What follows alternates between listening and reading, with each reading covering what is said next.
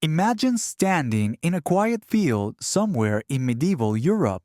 The wind bends the tall grass, the earth smells damp, and the only tools you hold are your own hands. There are no bricks, no nails, no concrete, and yet, somehow, you must build a home. Not a castle, not a grand hall, just four walls and a roof to keep your family alive through the winter. For the medieval peasant, this challenge was not a dream or a design project. It was survival. The first decision wasn't about the walls or the shape. It was about where to place the home. Choosing the right patch of ground was everything. Build too close to a river, and floods would destroy everything. Build too far from water, and daily life would be a burden. A slight hill offered drainage, sun exposure, and sometimes even protection from wind. There were no architects, no maps, no measuring tapes, just memory, instinct, and stories passed down by parents and grandparents. They knew that trees to the north meant shelter, that stones in the soil could be used for a foundation, that facing the house east might give morning warmth in winter. This was knowledge earned not in books, but through hard lessons and buried ancestors. Once the site was chosen, the ground had to be cleared.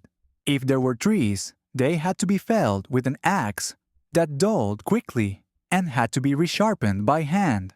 If there were stumps, they were burned out or dug by sheer muscle and rope.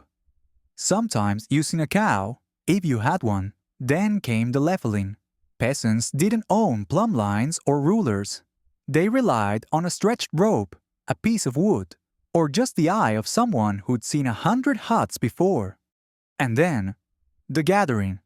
Straw from the last harvest, clay from the riverbank, sticks from the woods, stones from the fields. Every bit of the house came from within walking distance. There were no hardware stores. Every element was earned. Every wall cost time, energy, and sometimes blood. But there was pride in it too, because the home was never just a building. It was a promise. A shelter built with calloused hands and hope, not for comfort, but for survival. When the ground was cleared and the space chosen, the real work began, not the kind of work that made you feel proud by sunset, but the kind that exhausted you before the sun even rose. Peasant construction wasn't fast. It wasn't easy, but it was clever, resourceful, and deeply connected to the earth. And it began with sticks, hundreds of them, carefully selected, carried by hand, and shaped with crude axes and knives dulled from years of use. The most common structure was built using a method called wattle and daub, a technique so simple in concept and yet so effective that versions of it can still be found across the world. First came the wattle. Vertical stakes were hammered into the ground to form the basic outline of each wall. Between them, thinner, flexible branches were woven back and forth like a basket, creating a dense, interlocking framework. This wasn't just structure. It was scaffolding for mud, a skeleton of wood waiting to be packed with earth. If you've ever woven a fence by hand, you know how tedious this can be. Imagine doing it for an entire house, without gloves, without proper tools, in wind, rain, or blistering sun. Then came the daub, the mixture that turned sticks into solid walls. Mud alone wasn't enough. It would crack and crumble, but mix it with straw, with dung, sometimes even with animal blood, and it became something stronger, something that stuck. Straw gave it flexibility. Dung helped it bind. Some families even added ash or crushed shells to keep insects away. The mixture was made in great piles near the building site, a stinking, steaming blend that had to be trampled underfoot to the right consistency. It wasn't a job people fought over. Children were often tasked with stomping it flat. They'd squeal, complain, and sink ankle-deep in filth, but it worked. The daub was then slapped onto the wattle in thick, heavy layers.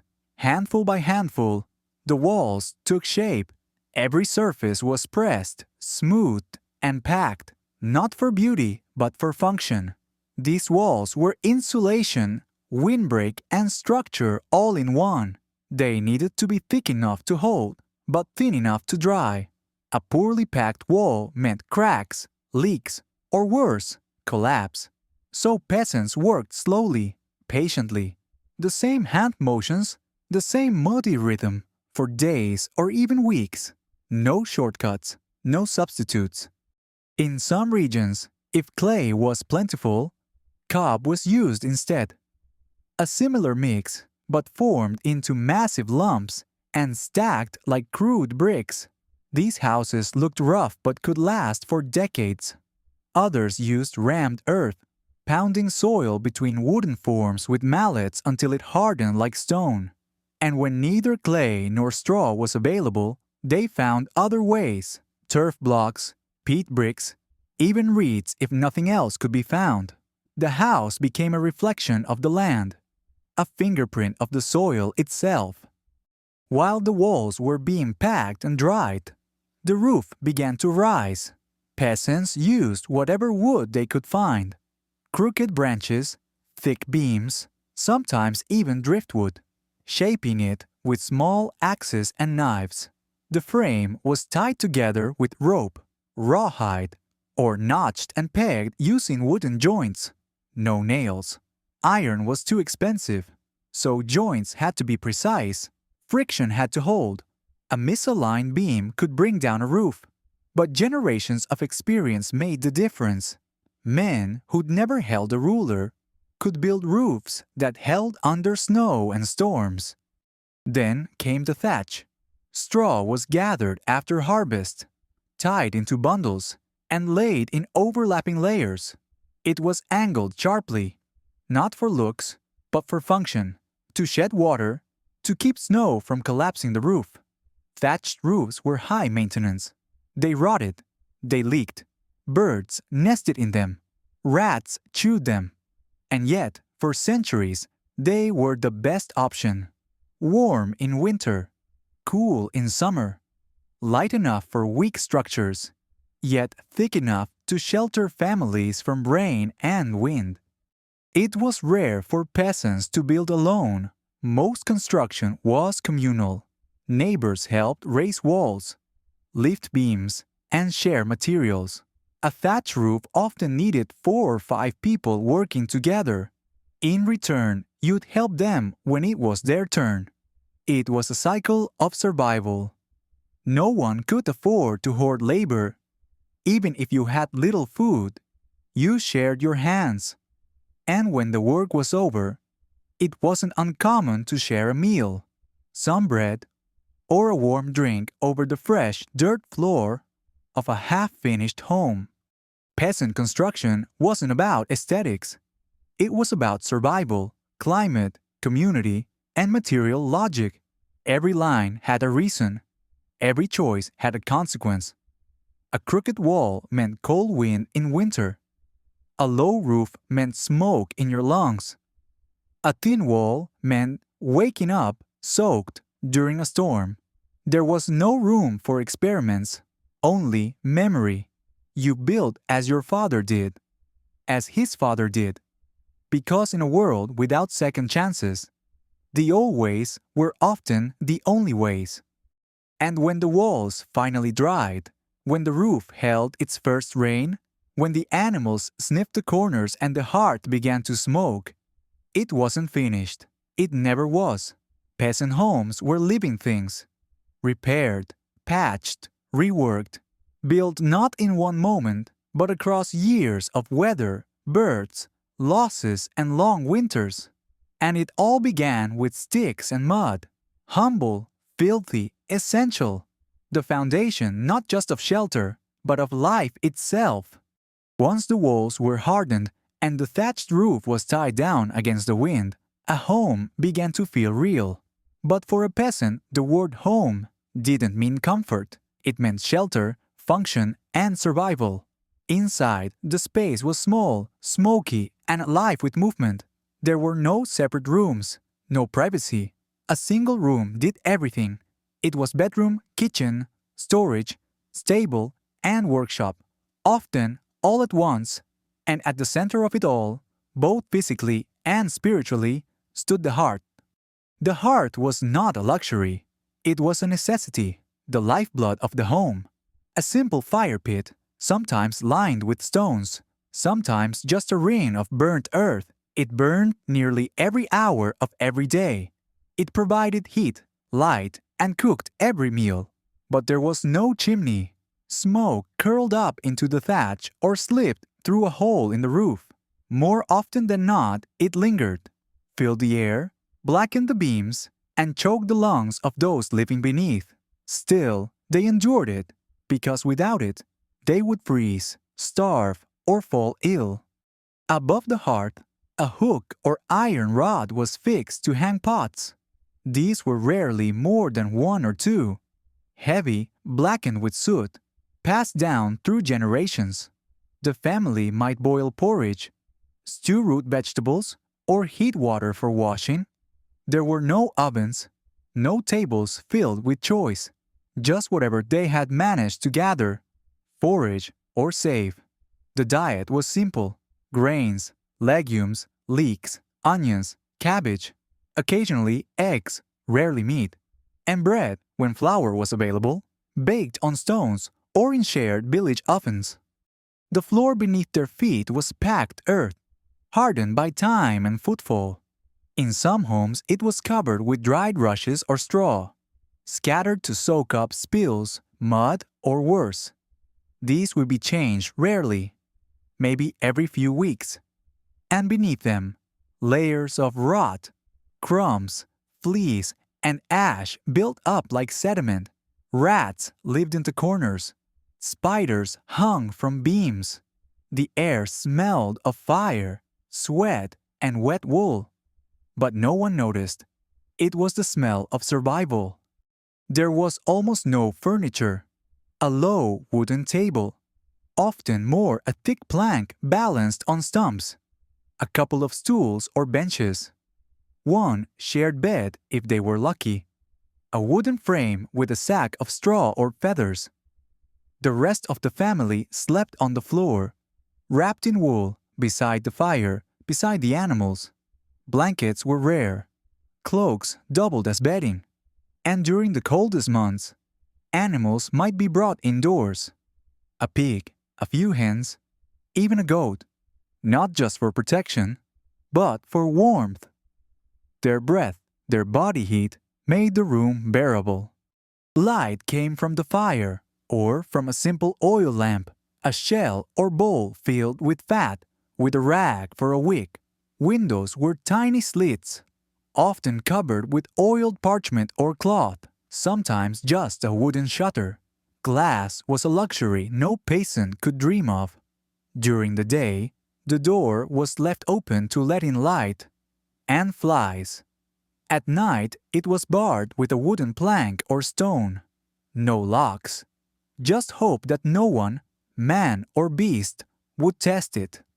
The walls inside were sometimes whitewashed with lime if the family could afford it, giving the room a slightly brighter feel. But more often they were just clay, dry, cracking, dark. Hooks were driven into beams to hang tools, herbs, and baskets. In one corner might be a spinning wheel, a loom, or simple tools. Every surface had a purpose. Every item was used, repurposed, patched, mended. There was no clutter. There was no waste. Children played on the floor with carved sticks or bones. Elders sat by the fire, repairing tools, weaving or whispering stories. Mothers cooked, mended clothes, and nursed babies. Fathers repaired roofs, fixed walls, sharpened blades. The rhythm of life was built into the home itself. And that rhythm was set by the seasons, not the clock. In winter, Days were short and the fire was sacred. In summer, the home emptied as people worked from dawn to dusk. But no matter the season, the smoke and the straw were constants, choking and soft, harsh and grounding. The peasant's home was no showpiece. It was worn, rough, and handmade. But it was deeply personal. Every wall had been touched by the family. Every beam was lifted by friends. Every stone was carried by calloused hands. It bore the marks of life. Knife scores on the table, ash in the corners, fingerprints in the dry daub. It was not meant to impress. It was meant to protect. And it did. Through storms, snow, hunger, and grief, the home kept people alive, even as it tested them. It was imperfect. It leaked. It smoked. It creaked in the wind. But it stood. And in a world where nothing was certain, that was more than enough. Smoke and straw, mud and wood, heat and darkness. The peasant's home was a world in miniature, built with almost nothing, yet filled with everything that mattered. A peasant's home was never truly finished. Even after the last wall dried, the roof was secured, and smoke curled from the hearth. The work continued. The house aged alongside the family. It cracked with them. It sagged in storms. It took in water and lost heat. But it also listened, endured, and stood. In its own silent way, it became more than wood and mud. It became alive. Each season left its mark. Spring brought damp floors, muddy boots, and the first rays of warmth through the shutters. Summer baked the clay walls and sent flies buzzing through the door. Autumn dropped leaves through gaps in the roof and reminded the family to store grain, dry herbs, seal cracks. And winter tested everything. The roof groaned beneath snow. The fire had to burn hotter, longer. Ice crept across the inside of the walls. Sometimes a section of thatch would fall, and cold air would spill through the gap like a curse. In those moments, a home didn't feel like safety. It felt like a challenge. But still, they repaired it, always. A broken beam was reinforced with rope. A split wall patched with new daub. Holes in the thatch were stuffed with straw from the floor. It wasn't just about survival. It was about continuity. These homes weren't thrown away when they faltered. They were cared for, like family. Because that's what they were. A record of births and deaths, of hands that built and hands that fell still. Sometimes you could walk into a peasant home and see the work of generations. A beam lifted by a grandfather. A repaired door touched by a son. A hearth where 3 lifetimes had cooked. These homes were not just buildings. They were archives, not of history written in books, but of life etched in soot, cracks, and scratches. No one would call them beautiful, but they were full of meaning. And as children grew, many didn't leave. There was nowhere to go. So they built onto the sides, a lean-to here, a second room there. Over time, the house looked strange, asymmetrical, like a living thing that had bent and stretched to fit its growing family. Walls leaned, roofs sloped, but it worked. It held together. Because in the world of peasants, things didn't need to be perfect. They just needed to endure. Even in death, the house remained.